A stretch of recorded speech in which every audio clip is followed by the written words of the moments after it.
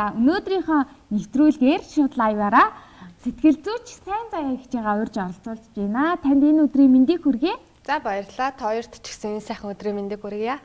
За өнөөдрийн бид гурвын ярих сэдэв болвол тийм ээ хүүхдүүд цахим орчинд донтох. Цахим орчинд хүүхдүүд их цаг хугацаагаа өнгөрөөд ин тийм ээ. За энэ тал дээр хүүхдүүдэд ямар сөрөг нөлөө гарах вэ? Энэ талаар гурлаа ярилцсанаа.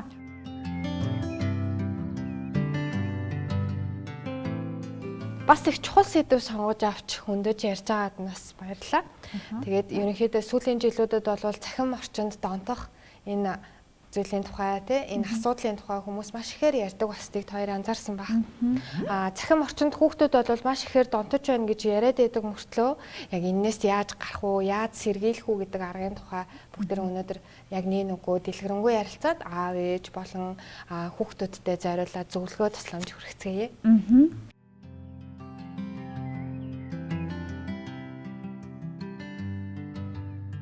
Бүгдээрээ бүр бага байхаас эхлээ бодъё л доо. Бид нарыг бүр жоохон байхаас эхлээл аав ээж дэргэд байсан, өсөж тойрныхын явцад нь илүү сайн оролцдог байсан. Магадгүй цэцэрлэгт ороод сургуульд орсноос хойш одоо бараг нэг 3 дугаар анги, 4 дугаар анги хүртэл бол илүү сайн анхаарал тавьдаг. Өшөө илүү одоо хичээл номын давтуулдаг, яаж ийж нэг санаа тавьдаг, хоол ундын хийж өгдөг те. Өөртөө энэ тулж ярилцдаг, уурлах юм бол гаргаддаг те. Уучлалт гуйдаг. Гэх мэтлэнгийн нөгөө ээж автгаа бид нар нэгт холбоо хамааралтай харьцаатай байдаг байхгүй юу? Гэтэл бид нараа 4-5 дугаар ангид ороод ирэхээр яадаг вэ гэхээр аав ээж хоёр маань миний хүүхд одоо харьцангуй биед аачихсан юм чинь гэртээ хөөрхөн ганцаараа ч юм уу дүүгээ хараа сайн байж чадна гэдэгт та нарт итгэж байгаа учраас ажилдаа илүү их анхаарал тавиад те дараагийн амьдралын шин зорилго та нарын ирээдүйн төлөө ажилч хөдөлмөрлөх үйлстэй илүү их цаг хугацааг зарцуулаад эхэлдэг. Тэгэнгүүт нөгөө аав ээж маань биднэрт хангалттай цаг гаргаж чадахгүй учраас биднэрт уйдах гэдэг мэдрэмж төрнө. За тэрнээс гадна ганцаардах мэдрэмж төрнө те.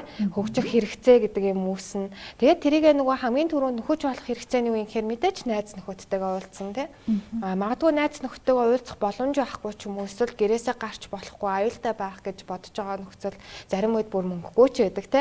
Тийм учраас гэртээ байдаг. Гэртээ байх хугацаанд бидний өөрийгөө саатуулж болох, за өөртөө мэдээлэл авч болох, өөрийгөө ганцаардах хэрэгцээг нөхөж болдог цорын ганц бөгөөд хамгийн ойрын татны хэрэглээ бол гар утас болдог тийм. Тэгэхээр энэ гар утасны хэрэглээ гэдэг бол ерөөсөө тэр үеэс эхлээл миний найз болж эхэлдэг, миний ганцаардлаа тайлах хэрэгсэл болж эхэлдэг, миний мэдээлэл цуглуулах, өөрийгөө хөгжүүлэх арга болж эхэлдэг, миний нийгэмтэй харьцааны хэрэгсэл болж эхэлж байгаа юм л да. Тэгээд ирэхээр би нөгөө зүйлдээ аюул амархан автаж уусдаг, татнасдаг. Яг гэвэл тэр зүйл магадгүй миний надаас, миний ээжээс, миний ааваас аль эсвэл миний хил одоо асуугаад хариулж чадахгүй тэдгээр хүмүүсээс хамаагүй их зүйл мэддэг те надад бүх зүйлийг тайлбарлаж өгөх боломжтой хэрэгсэл учраас би тухайн зүйлдээ донтох магадлал нь хамгийн өндөр байгаа байхгүй. Тэгэхээр ямар ч лээсэн ийм зүйл бол одоо сайн гар утасны хэрэглээ бол сайн гэж байгаа. Гэхдээ хамгийн гол нь нөгөөх нь хэрэглээ биш даваад ирэхээрээ хэрэгцээгээ хангах биш хүслээ хангах болоод ирэхээрээ л бид нарт нөгөө сөрөг мэдрэмжүүд сөрөг нөгөө зүйлсийг авчирч өгöd байгаа байхгүй да.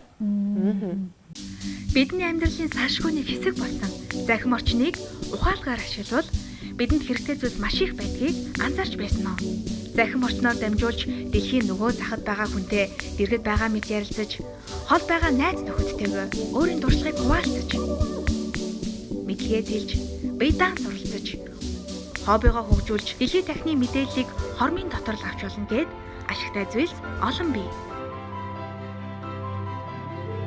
Захим орчингөө зөв ашиглаж, өөрт байгаа үнэт цагаа үр дүнтэй зүйлд зарцуулаарай. Захим орчны зохистой хэрэглээг хэвшүүлцгээе.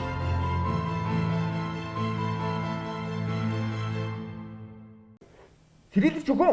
Би тэгвэл нэг ийм судалгаа мэднэ. Нөгөө нэг сэтгцийн эрүүл мэндийн үндэсний төвөөс нөгөө нэг 2013 оны байдлаар захин тоглоомод донцсон хүүхэд 31 байсан чинь 2017 онд шүү дээ. Бүр 94 болж өссөн байдаг шүү дээ. Тэгвэл энэ яг юунаас болоод ингэж амар өсөж байгаа юм болов? Яг одоо өнөөдрийн байдлаар бол бүр ихсэж байгаа. Одоо цахим орчинд донтох хэрэглээ те одоо найзууд маань хүүхдүүд маань дүүнер маань маш их хэмжээгээр гар утснаасаа бүрэн хамааралтай болж байна гэсэн үг байхгүй. Тэгээд яг тэр зүйлийг салгаад авчих юм бол эцэг эхээс найз нөхдөөс нь амьдралд хэрэгцээтэй бусад бүх утга учиртай зүйлсээс нь хамаагүй илүү үнэ цэнтэй болчихсон гэсэн үг. Тэгэхээр яг энэ өсөд байгаа учир шалтгаан бол мэдээж нөгөө түрүүний ярьсанчлан те сэргийлэгч охины маань хэлж байгаа яг тэр аав ээжийн хараа хяналт анхаарал хадаа халамж те харилцааны дутмагчлаас болж байгаа нэгдүгээр. Хоёрдугаар гэх юм бол хамтарч тоглох найз нөхөд хамтарч одоо аливаа одоо цаг хугацаагаа зөв зохистой өнгөрөх орчин нөхцөл те тэр зүйлсэд нь дутмаг байгаагаас бас болж байгаа байхгүй. Тэгэхээр хүүхэд бол өөрөө хэрэглээгээ хянах бүрэн чадамжтай хүн бол биш. Хүн ерөнхийдөө 20 нас хүртлээр аливаа нэг хэрэглээнүүдээ бусдад зохицуулах за мөн хязгаарлахт нь байдлаар ингээд өөрөө өөртөө болон аав ээжээрээ дадлага олгож чиглүүлэг хийж үүнд нь орж тэгж хэрэглээгээ зохицуулахад одоо тусалцаа авах үүрэгтэй одоо боломжтой. Гэтэл одоо хүүхдүүд маань би мэднэ, би чадна, минийхтэй танд хамаагүй гэд эцэгийнхээ үгийг тоохгүй байх ч гэдэг юм уу, хэлж байгаа одоо мэрэгжлийн хүмүүсийн зөвлөгөөг авахгүй байх байдаг юм уу? Энэ бол миний учраас би зөв юм хийж байгаа, танд хамаагүй гэх мэтчлэнгээр хандаж харилцаж байгаа нь өөрөө маш их буруу. Тэгэхээр хүүхдийн тэр суур хүмүүжил, суур хандлага гэдэг танаас өөрөөс чинь шалтгаалж байгаа гэдгийг маш сайн ойлгох хэрэгтэй. Бид нар хэдийгээр хүүхд байлаа ч гэсэн яг адилхан 2 настай дүүнер маань те яг одоо хоёуланд нь чихэр өгөхөд нэг нь итгэхгүй гэд ч юм уу те нөгөөх нь бол тэр доорн ингээд бүгдийг нэтчдэг ч байд юм уу. Нэг нь найзуудтай тарааж өгч байхад нөгөөх нь шууд ингээд суурин дээр нэтчдэг штэ те. Тэгэхээр л яг анханасаа бид нар хүүхдийнхээ суурийг яаж тавина, хэрэглээгээ яаж зөв зохицуулна, өөрийнхөө байр байдалтаа, гаргаж байгаа хэв маягтаа, харилцаандаа, дадал зуршилтаа те хэр хяналт тавьдаг хүүхдтэй одоо цаг зарцуулан төдий чиний хүүхд чинь өсвөр наснд ирээд тэр одоо цахим хэрэглээч байдаг юм уу элдв янзын одоо бусад төрлийн хэрэггүй дадал зорчлуудаас бол татгалзаж чадна. Тэгэхээр сайн дураараа татгалзаж чаддаггүй болтол нь удаашруулж дамжуулахгүй л байх нь айгүй чухал байхгүй. За тэгээд цахим орчны одоо хэтрүүлэн хэрэглээ тийм ээ зохисгүй хэрэглээ. За тэгээд цаашлаад донтолт гэж ярьж байна. За энэ нь хувь хүн болон хувь хүүхдэд за жишээ нь надад ер нь ямар сөрөг муу нөлөөнүүд авчрах юм болоо энэ тал дээр та хэлж өгөөч. За тэгээ. За нэгдүгээрт нь бол цахим хэрэглээ бас нөгөөний гар утасны хамаарал те донтолт дэлгэцийн одоо донтолт гэдэг байхгүй. Тийм хэрэглээний донтолтууд бол ерөнхийдөө 3 түвшинд хүний бие одоо хүнд нөлөө үзүүлдэг. Нэгдүгээрт нь гэх юм бол хүний бие махбодод нөлөө үзүүлдэг. Тэр нь юу вэ гэхээр нөгөө хараа нь муудна те сонсгол мууддаг. За тэрнээс гадна нурууны диск буюу нурууны одоо үеийн одоо уюуд нурууны 12 үе байгаа. Тэр дээд 12 үе бол морилт өгч далиадаг. Явандаа бол өсөлт зогсдог, өсөлт удаашрдаг, намхан болдог гэсэн. За тэрнээс гадна хөдөлгөөний дутагдлалд орсноос олж хүний бие махбодын дархлаа, бие махбодын зүү зохистой гоё галбар харьцаа алдагддаг тий.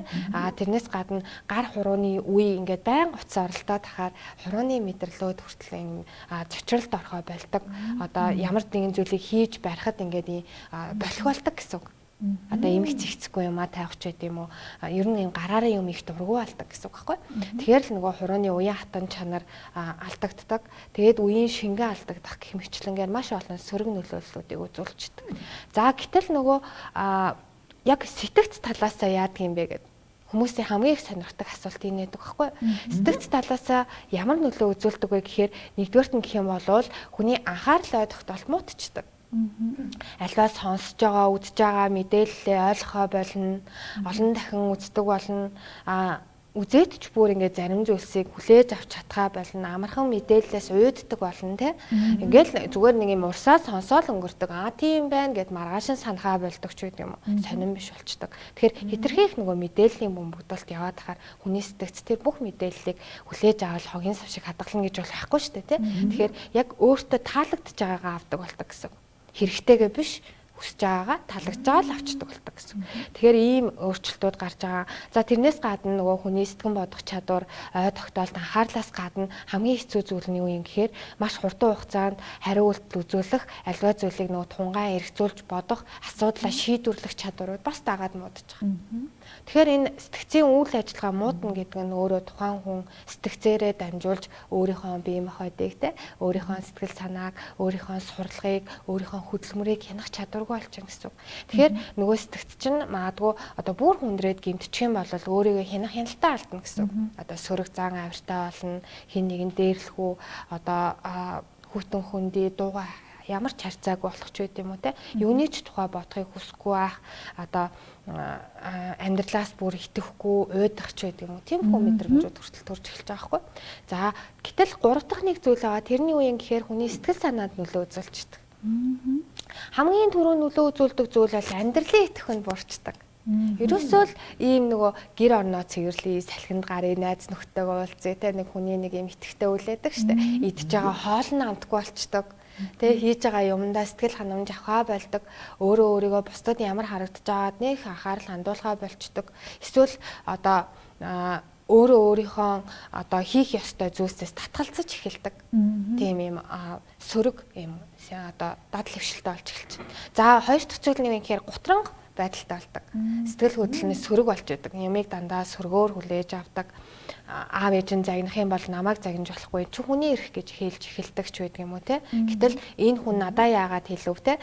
Энэ мэдээлэл надад яг хэрэгтэй юугүй юу, юуг нь авах уу гэдгийг ч юм уу бодохгүйгээр шууд сэтгэл хөдлөлөөрөө дамжуулаад хариу үйлдэл үзүүлчихдэг юм түргэн ааштай болж байдаг. Уцаар л амтгаалдаг гэсэн үг байхгүй. Тэгэхээр ийм сөрөг сэтгэл хөдлөлүүд бий болж байдаг. Тэгээд 3 дахь үеийн гэхээр хамгийн гайхалтай, хамгийн сонирхолтой нь атаархал бий болж байдаг. Атаархал. Энэ хүүхэд ямар гоё амьдэрдэг юм бэ? Тэр ямар хөөрхөн найз охинтой юм бэ гэдэг ч юм уу те. Нөгөө Facebook дээр ч юм уу, Instagram дээр байгаа хийсвэр зургуудыг хараад тэр хүний амьдралыг төсөөлж эхэлдэг. Ийм гоё байд юм байна. Хүмүүс тийм сайхан амьдард юм байна. Өөрийгөө ямар гоё авч явдаг юм бэ гэдэг нөгөө яг нөгөө хүний та нарт зориулж би гоё хүн гэж харуулахыг хүсэж байгаа хуурамч дөрүүдэд итгэж эхэлдэг гэсэн үг байхгүй. Гэтэл тэр хүний бодит амьдрал дээр ямар зовлон зүдгүүр ч юм уу, ямар сайн муу тал байгааг нь мэдхгүйгээр бид нар зүгээр л хэдхэн секунд үдсэн зургаараа бичлэгээрээ л тухайн хүмүүсийг дүгнээл сайн муу гэд ялгаад тэгээд дараа нь эргээд тэр хүнийхээ тухай тэгж ярьж бодож эхэлдэг гэсэн үг байхгүй. Тэгэхээр эн чинь өөрөө эргээд буруу дүгнэлт гаргадаг болж байгаа гэсэн үг байгааз. Тийм байна. Хүний оюуны гайхамшиг цахим ертөнц гар утас авсаархан хэрнээ асар хурдтай агуу багтаамжтай сонирхолтой бас амттай дэлхийг бидэнд нээдэг ухаалаг төхөөрөмжийг ухаалаг эерэг хандлагаар сайн сайхныг түүчээлэх гол хүч нь зөвхөн эерэг хандлагатай хүн таям. Зөвийг түгээе. Атаархал гэж гисэн шүү дээ. Тэнгүүд атаархал нь надад л нөгөө нэг 20-оос 30 насны залуучуудад амар их мэддэг юм шиг санагдсан. Тэгвэл нөгөө нэг 20-оос 30 насны залуучууд яаж юу энэ цахим хугацаанд донтохгүй байж хэрэглэх ёстой юм бэ? Яг зөв. Ерөнхийдөө бол бүх насныхын донтолтоос сэргийлэх аргууд бол ерөнхийдөө нэг ялгаагүй адилхан төстэй байдаг байхгүй юу? Одоо жишээ нь манай 10 настай охин л гэхэд фэйсбүүкээр ч юм уу те ютубээр ингээ бичлэг үзчихээ. Өө ямар гоё юм бэ гэдэг ингээ нөгөө үеийнхэн хүүхдүүдийн тоглож байгаа тоглоомыг ч юм уу хараад атаархал төрж байгаа тэр хүүхдэд эсвэл ингээд аав ээж нь үнэхээр өөрөөс нь илүү мундаг явж байгаа аав ээж нарыг хараад ч юм уу ямар гоё аав ээжтэй юм бэ гэсэн одоо тийм үгийг хүртэл ингээ уулга алтаад хэлжсэн тохиолдлууд хүртэл байдаг байхгүй. Тэгэхээр нөгөө хин хизээ хаана юу хэлж байгааг гол асуудал байгаа юм биш. Хамгийн гол нь тэрийг нөгөө хэрвээ эцэг их нь мэдсэн л бол мэдэрсэн л бол таны дэргэд ямар нэгэн байдлаар хүүхд чинь тийм бусдад одоо хатаарах ч юм уу бусдын сайн сайхныг хараад бодлогошрох санаашрах би муухай байгаа юм байна. Би тийм юм байна гэж сул доройг мэдрэх ч байд юм уу. Тиймэрхүү алхам гаргах юм бол тэр хүүхдтэйгээ шууд тулж уулзаад ярилцаад тайлбарлаад энэ хүн хичнээн юм ч гэсэн чамд ийм даваа тал байгаа. Чиний амьдралд ийм сайхан зүйлс байгаа тэгээд тэрнээс гадна чи эдгээр зүйлсийг бүтээхэд тийм хэцүү биш Энэ хүн зүгээр та нарыг ингээд юуны төлөө юунд одоо зориулж энэ бичлэгийг хийж байгааг нь тайлбарлаж өгөх хэрэгтэй. Ихэнхдээ нөгөө хүмүүс чинь интернет тавьдаг сайхан бичлэгүүд хүнд гоё харагдах чаа тэр мэдрэмжүүд чинь над чиг байгаарэ, өөдрөг болоорой итгэвтэй байгаарэ, хөдөлмөрлөөрэ, бүтээгээрэ, хийгээрэ тэгэх юм бол чи юм мундаг байх болно гэдгийг ойлгох гэж хийж байгаа байхгүй юу? Гэтэл нөгөө хүүхдүүд маань ойлгох биш, бүр нөгөө эсрэгээрээ гутарч хүлээж авдаг би хизээч юм болох хизээч би одоо найз шиг ийм алтан медаль авахгүй байх ч юм уу гих мэтлэнгээр ийм готрон байдлаар хүлээж авч байгаа нас сөрөгдөлтэй учраас эцэгчүүд энэ дээр нөгөө хараа ялтаа сайн тавих хэрэгтэй. Сэргийлэх аргын тухай бүгдээрээ яриа. Тэрний үеийн гэхээр нэгдүгээрт нь өөрийнхөө хэрэгжилж байгаа хэрэглээний цагийн лимитийг тооцоод үз. Одоо нөгөө бүр хязгаарлахгүйгээр одоо өдөрт чи интернетээ орчинд гар утсаараа хэдэн минут орж ийн аав ээж нь ч юм уу те хэдэн минут орж ийн гэдгээ тооцоолоод үз. За хоёртны үеийн гэхээр тэр нөгөө тооцож байгаа одоо минутаа гаргаад үз. Одоо сэтгэл зүйчин та нарт тэгвэл хүн ер нь өдөрт хэдэн одоо хэр хугацаанд те гар утсыг хэрэглэж болох вэ гэдэг стандарт гэх юм уу да хэмжээг хэлж өгье. Нас бий гүйцэн хүн өдөрт 2 цагаас илүү хугацаагаар гар утас хэрэглэж болохгүй. Гэхдээ тэр 2 цагийн хугацаанд нэг дор хэрэглэж болохгүй ба өдөрт одоо 30 минутаар 4 удаа ч гэдэг юм уу. Зайлшгүй одоо автобусанд явж байх ч юм уу те. Эсвэл одоо машины төвжил төр хүлээх, жазнах ч гэдэг юм уу. Хаа нэгтээ хүн хүлээх ч юм уу те. Түр амрах тэр одоо агшин гэж байдаг штэ нэг хүнд нэг өдрийн зай гарч ирдэг те сул хийх юмгүй ч гэдэг юм. Тийм үед тэгээд зайлшгүй шалтгаантай мэдээлэл цуглуулж хайх ёстой үед гэдэг ч юм уу. Ийм хоёр нөхцөлтөөр л хайх хэрэгтэй одоо оролдох боломжтой. Тэгээд 2 цагаас илүүгээр нас бий гүйцсэн хүн бол гар утсаа оролдоод хэрэггүй гэж байна.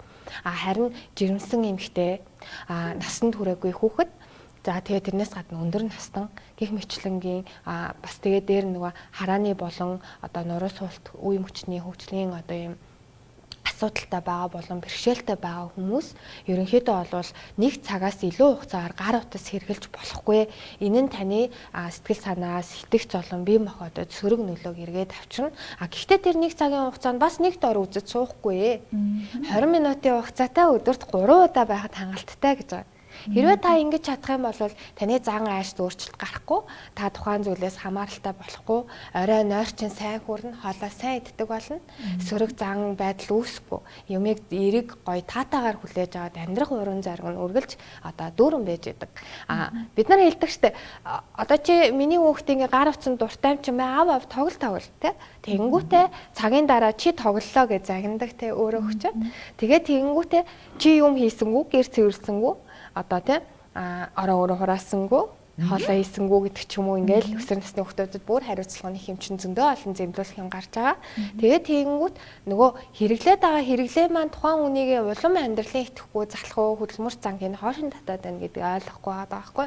Тэгэхээр ямар ч байсан бид нар хэдэн настай хүн ч байсан өөрийн хэрэглээгээ хязгаарлаж чадна. Хамгийн гол нь бас нэг 3 дахь арга байгаа. Бид нар түрүү хэлсэн эхлээд цагийн лимитээ зөв тогтоо. Өөрийнхөө хэрэглээд байгаа цагийг хар.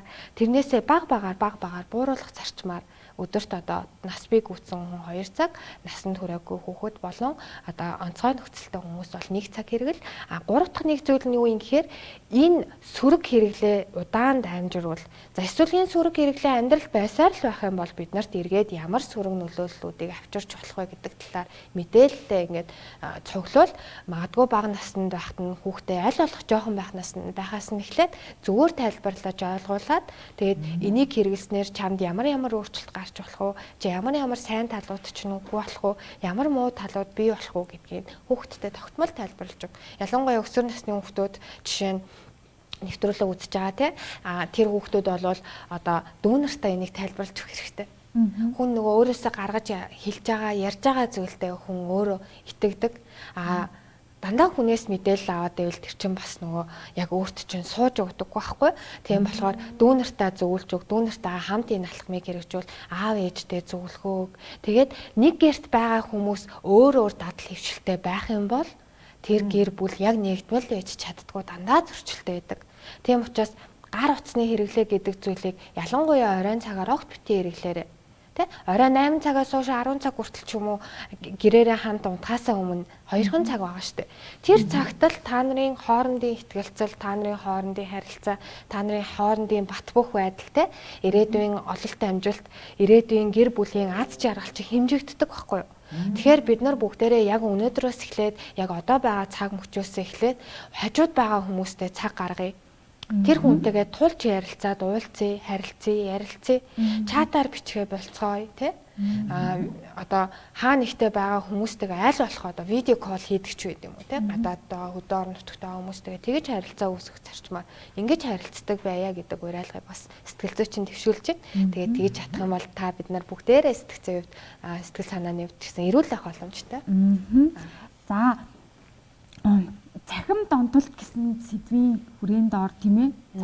Хүүхдүүд цахим орчинд маш их цаг хугацааг өнгөрүүлж байна За энэ тал дээр эцэг эхчүүд тантай яг холбогдчихсэн үү? Танаас зөвлөгөө авъя гэж хүсэжсэн үү тийм ээ? Хүсэжсэн бол та яг ямар зөвлөгөө өгдөг вэ? Яг зөв, маш сайхан асуулт байна. Баярлалаа. Их ухаантай охин байна тий. За, нэгдүгürt нь гэх юм бол эцэг эхчүүд маш их хэмжээгээр одоо хүүхдийн цахим донтолтод одоо тий өртөж байна. Тик буюу нөгөө үйлдэлээ хянах боломжгүй гэдэг өвчин эмгэгийн төрлүүд бий болж байна. Сөрөг янз бүрийн одоо сөрөг хумсаа мэрэгч байдаг юм уу тий. Ойр орхон нүдэн цавчлагч гэдэг юм уу тий. Эсвэл шүлсэн гоожих гэх мэтлэнгээр янз бүрийн юм одоо юм болгоны нөгөө ярилгыг хуулж явдаг хүүхдтэй анзаарсан та нар. Ингээд ерөөсө тогтож сууж чаддгүй баян хөдөлгөөнтэй ингээ хөдөлгөөнд хам шинжтэй болж гинэ гэх мэтлэнгээр аав ээж нар зөндөө олон асуудлаар ханддаг. Тэгээд хандж байгаа асуудлуудыг сонсоод ингээ явцын дунд нь онцлоод үзэхэд тэр хүүхд цахим хэлбэрт донтсон байдаг. Тэгэхээр яах нь нэг зуршил нөгөө зуршлыг бас давхар бий болгодог гэсэн үг байхгүй ямар ч хоол идэх дургу болдог гадаа гарах огт дургу болдог найз нөхдөд тоглохоор ингээ байнга муудалцаа салтгүй те ерөөсөө ингээд зожиг болдог гих мэтлэнгийн сөрөг авируудыг бас давхар ингээд бий болгоцсон байдаг байхгүй тэгээд тэгэхээр тийм хүүхдүүдэд өгөх бол маш олон төрлийн арга зөвлөгөөнүүд байдаг боловч хамгийн түрүүнд авах арга хэмжээ бол мэдрэлийн ядаргаа буюу стрессийг бууруулах хэмжлэгээ гэдэг тэгээд тэрнээс гадна цахим хэрэглээг нөгөө баг багаар бууруулах ба огцом зогсоох гэдэг хоёр арга байдаг байхгүй. Гэхдээ Монгол хүний сэтгэл зүйд бол дийлэнхтэй хүүхдүүд ч гэсэн яг адилхан нөгөө баг багаар бууруулах арга нь илүү өөр нөлөөтэй байдаг. Одоо жишээ нь таны хүүхд чинь одоо өдөрт 4 цаг 3 цаг те интернетээс огт салахгүй байгаа дах юм бол та хүүхдээ эхний ээлжиндээ нэг 3 цаг 10 минут одоо 4 цаг хэрэгэлдэг байсан бол 3 цаг 50 минут те маргааш нь 3 цаг 40 минут гэх мэтчлэн 10 минутын системээр ингээ багасгаад ээж болно гэж байгаа. Тэгээд хүүхдтэйгээ тухайн зүйлийн тухай маш сайн нэгт холбоотой ярилцах хэрэгтэй. Миний охин энэ бичлэгийг ингэж үзснээрээ миний охинд одоо ирээдүйд нь яг ямар хэрэг болж байгаа вэ те? Миний охины хараа нь муудаагүй үстэй. Одоо энэ хийгээд байгаа зүйлийн эцэг их нь өөрөө айгүй сөрөг зүйл юм штэ минийхөө гэдэг утгаар те ээж нь одоо өөрөө ч гэсэн тэрнээсээ сэргийлдэг, айдаг шүү. Эргээд эн чинь ингээд надад ийм нөлөө үзүүлэх юм байна шүү гэж өөртөө сэрэмж өгдөг ч юм уу те. Гэх мэтлэнгээр өөрийгөө дэрэгднээс бие яаж авч байгаа нэг чухал ахгүй. Гэх мэтлэнгээр ийм хэд хэдэн төрлийн аргуудыг нэн тэргуунд хэрэгжүүлэх хэрэгтэй. За тэрнээс гадна сэтгэл зүйчнэр бол нөгөө хүүхдтэй өөртөө тулж ажилладаг. Тэгээд өөртөө тулж ажиллахдаа бол одоо жишээ нь би бол онлайнаар болон уулзаад хоёр хэлбэрээр зөвлөгөө өгч байгаа. Ялангуяа донтолтонд одоо зэрэг өндөртэй байгаа хүүхдүүд бол ирж уулзддаг. Нөгөө компьютерийн араас нөгөө гар утасныхаа араас л харьцагийг боддог. Тэгээ тийм хүүхдүүдэд яг тэндээс нь ингээ нөлөө үзүүлэх замаар сэтгэл зүйн аргуудыг бас хэрэгжилж байгаа. Тэгэхээр сэтгэл зүйн нарийн аргуудыг бол яг одоо нэвтрүүлгээр бол хэлгээд бас жоохон урталтай. Хамгийн чухал нь эцэг их асан хамгаалагч нар хүүхдүүдийнхээ цахим орчин дахь хэрэглээнд анхаарал хандуулж нийгмийн сүлжээнд дэх зөв хандлагыг төлөвшүүлж өгөх хэрэгтэй. Сайн нэг хүүхдүүд эцэг эхчүүд хүүхдүүдтэйгээ сайн ярилцах хэрэгтэй гэсэн шүү дээ. За зөвлөх ёстой. Тэгвэл 0-8 8-аас 16 нас гэж ангилдаг шүү дээ. Тэнгүүд 8-аас 16 насны хүүхдүүдэд нэг хилээд тайлбарлаад ойлгуулж болно шүү дээ. Тэгвэл 0-аас 8 насны хүүхдүүдэд эцэг эхчүүд маань хэрхэн ер нь нэг ярихгүйгээр биеийн үйлдэлэрж байдаг юм уу? Ер нь яаж ойлгуулвал илүү сайн ойлгох вэ? За сэргийлэгч хүн маань нэг зүйлийг аюулсан ойлгох хэрэгтэй. Хүүхэд эхийн эвлээд байх үеэсээ эхлээд аавынхаа ээжийнхаа хэлж байгаа бүх зүйлийг сонсдог. Бүгдийг нь мэдэрч яадаг. Хэдэн нас хүрсэн ч гэсэн одоо бүр сонсгол байхгүй хүүхэд хүртэл ээжийнхаа ярианы темпийг, өнгийг энергиэр нь дамжуулж мэдэрдэг байхгүй юу. Тэгэхээр ерөөсөө сонсохгүй хүүхэд гэж бол байхгүй. Хамгийн гол нь аав ээж нар маань буруу хэлснээсээ болоод хүүхдээ сонсох дургуул болгочдөг гэж тохиолдол байдаг. Тэрнээс биш 0 настайгаасаа эхлээд бүр хийвлээд байгаасаа эхлээд хүүхэд таны хэлсэн болгоныг сонсно. Хэрвээ таны хэлж байгаа өнгө чинь муухай. Хэрвээ таны хэлж байгаа үг чинь хүүхдэд чинь ерөөсөө таалагдахгүй тэр хүүхдийн сэтгэлгээний онцлогт нийцэхгүй эсвэл төрөнгийн догшин ширүүн ч гэдэм үү те хүүхдтэй ингээд хүчрхийлсэн байдалтайгаар харилцаа үүсгээд сөрөг ийм хандлагаар дайрч тавшлах юм бол таны хүүхд таныг сонсгоо болдог байхгүй. Тэгэхээр ерөөсөө ярилцаж хэлцэж байгаа арга нь тухайн хүүхдийг чи ангөө юм жоохон хүүхдтэй гэдэг утгаар харьцаж болохгүй. Тэр хүн чинь танаас тусдаа бие хүн те танаас тусдаа хүн штэ гэдэг утгаар харьж хандаж ярилцах юм бол хүүхэд бол бүх ээжийнхаа аавынхаа хэлж байгаа үгийг ойлгоно. Одоо эцэг эхчүүд гэр бүлийнхнийхаа үгийг аавна, дэмжлэг тусалцаа хүснэ, мэдгүй зүйл болгоно, асуудаг болно. Тэгээд хүүхдтэй харилцаанд ярилцлаганд хамгийн чухал зүйл нь юу гэж? Зүгээр л хүүхдээ сонсох. Хамгийн чухал зүйл энэ баггүй. Та зүгээр л хүүхдээ юу хэлхийг хүсэж байна, яахыг хүсэж байна те илэрхийлэх гээд хэлж чадахгүй байгаа яриануудын зүгээр л тодорхой нэг бага асуултуудаар асуугаад те тэгээ өөрөөр нь маш их яриулаад тэгээ тэр дундаас нь буруу ойлгосон ойлголт байна уу те алдаатай мэдлэг байна уу хэрэгцээгүй зүйлс байна уу сөрөг хандлага байна уу гэдгийг ажиглаад тэн дээр нь бага засвар хийгээд тэрний дараагаас харин зөвлөж болно. Тэгхгүйгээр шууд оронгуудаа гар утсын шүүрч авангуудаа чи ингэж болохгүй штэ наа чи ийм сөрөг талтай гэж хэлэх юм бол хүүхд чинь хизээч хүлээж авахгүй. Тэр чинь ерөөсөө энэ миний юм биш юм байна. Одоо ээж бол над руу ингээд төрөнгөлж дайрах юм байна. Би цаашдаа ингээд юу ч сонирхсан энэ хүн хүлээж авахгүй юм байна. Яаж энэ хүнээс хол байх вэ те? Яаж энэ хүнийг аргацаагаад худлаа яриад хэрэглэхгүй байгаа гэж хэлээд орондоо ороод оролдох уу гэдэг тухайгаа л боддог байхгүй. Тэгэхээр бид нөр өөрөө хүүхдээ өөрөөсөө холдуулах алхмыг хийдэг. Энэ сэтгэл зүйн зарчим нь ерөөсөө айгүй энгийн. Та хин нэгнтэй сөрөг харилцаа үүсгэх юм бол танд эргээд сөрөг хандлага ирдэг. Та хин нэгэн лүү одоо таагүй мэдрэмж бий болгож төрүүлж өгөх юм бол эргээд тэр хүн танд буцаагаал таагүй мэдрэмж үүсгэх тэр нөхцөлийг бас бүрдүүлж байгаа байхгүй. Тэгэхээр би өнөөдөр ямар байна? Миний хүүхдийн ирээдүй тийм л байна гэсэн.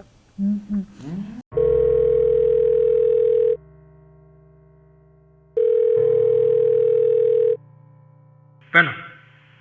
Би гэрлийг аавна. Би тань мэддэг бүхнээ хэлсэн шүү дээ. Чи ядаж Facebook-ийн нууцыг мэдэх үү? Мэдгүй. Гэхдээ тань хэлж болох үгүйгээ би мэдгүй байна. Гэрлээ сүүлд нэг хүнтэй чатаар танилцаад харилцдаг болсноо. Түүнтэйгээ утгагүй уулзсан гэжсэн. Чи утсыг мэдэх үү? Тэр хүнийг таних уу чи? RGB гэдэг профайл нь Зарагийн зурагтай байсан санагдаж байна. Би уг нь хайж үзсэн л дээ. Гэхдээ 3 хоногийн өмнө наяа устгасан байна лээ. Яасан бэ? Эсвэл миний өөр мэдэхгүй зүйл байгаа юм уу? Тэр өдөр түүнтэй уулзах яах вэ гэж асуухад нь би бити уулзсан бол тэр явахгүй л ах байсан. За ингээд манай өнөөдрийн нэвтрүүлгээр маань сэтгэл зүйч сайн заяа эгч маань сэргийлэгч хүү бит хоёрт болон манай нэвтрүүлгийг үзэж байгаа олон эцэг эхчүүд, найзууд, хүүхэд багчууд маань байдаг. Хүүхдүүд маань маш хэрэгтэй олон мэдээллийг хүргэлээ. Танд маш их баярлалаа. Та тэгээд нэвтрүүлгийн маань төгсгөлд эцэг эхчүүд маань зориулаад тийм ээ хүүхдүүдэд яаж энэ цахим гэмт хэрэгт донтуулахгүй, яаж энэ цахим донтолтоос хүүхдээ хамгаалах талаар зөвлөгөө өгөөд нэвтрүүлгээ дуусгахыг гэж бодож байна. За тэгээ. За баярлалаа. За уур амьсгал харилцаа хөндий хүйтэн болж байгаа гэр бүлд хүүхэд хамгийн түрүүнд цахим хэрэглээгээ л сонгоно. Аав ээж хоёрын харьцаа хандлага, хоорондын харилцаа, гэр бүлийнхний уур амьсгал ямар байна? Хүүхэд чинь бие тэгж авч явна. Сэтгэл санаа нь бас яг адилхан тийм л байдаг. Таны өнөөдөр гаргаж байгаа ааш авир, таны өнөөдөр бие авч явж байгаа байдал, таны өнөөдөр хүүхдтэйгээ харьцаж байгаа харьцаа ирээдүйд таны хүүхдийг ямар аав ээж болох вэ гэдгийг харуулж байгаа учраас өөрийнхөө биеийг хүүхдийнхаа дээрээ зөв зохистой авч явцгаая. Тэрнээс гадна хүүхдийнхаа ирээдүйг та үнэхээр их боддог бол хүүхдтэйгээ өдөр болгон тулж ажиллацгаая, анхаарал хандуулцгаая, цаг гаргаж те. Гэхдээ цаг гаргахдаа үр дүнтэй, ач холбогдолтой, үн цэнтэй цагийг үр хүүхдтэй зориулаад хамтдаа аз жаргалтай сайн сайхан амьдарцгаая гэж зөвлөе да. За баярлалаа. Ингээд сэтгэл зүйч сайн заяа өгч маань сэргийлэгч охин бит хоёрын урилгыг хүлээж авч бидний эцэг эхчүүд, ах эгч, найз нөхдөд маань хэрэгтэй зөвлөгөө өгсөн танд маш их баярлалаа. За баярлалаа. Ингээд дараагийн нэвтрүүлгээрээ эргээд уулзцгаая. Түр баяртай. Баяртай.